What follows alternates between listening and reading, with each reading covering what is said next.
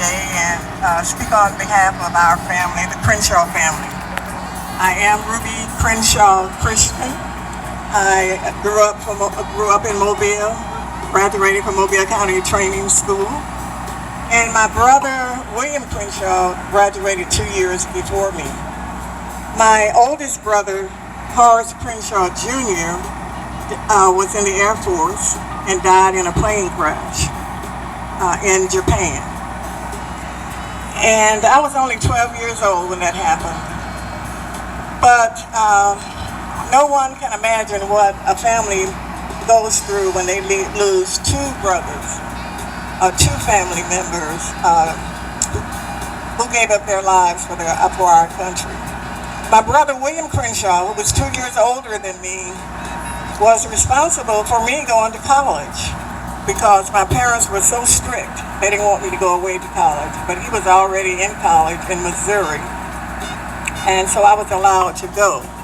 He went to Vietnam after college as a first lieutenant, and he wanted to go to Vietnam, and he said the only way that he would go would be that he would have his own camp.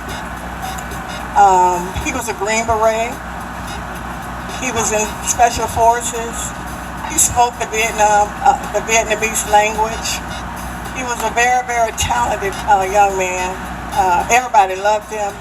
He was president of the Student Council at Lincoln University in Jefferson City, Missouri. We were so proud of him. And the only way he got his own camp in Vietnam was that the captain before him was killed. So he went to Vietnam and was not fighting. He was training the South Vietnamese. And there was also a second lieutenant with him. He and the second lieutenant were the only ones who were killed. The camp was attacked, and he was shot, and also a firebomb thrown on him. So our family has been through quite a bit, losing our two brothers. And my youngest brother was in the Air Force. He was in the Air Force also, and because he was the only surviving son, he received an honorable discharge. So he didn't have to go to Vietnam. He was on leave then to go to Vietnam, but he didn't have to go. So I would like for the Crenshaw family, to please stand. All my nieces and nephews. We are just honored. And we're going to thank Prichard and the Chamber of Commerce for having us. I flew in last night from St. Louis, Missouri, where I reside right now. But we are just honored to be here. Especially thanks to Stephanie, my niece.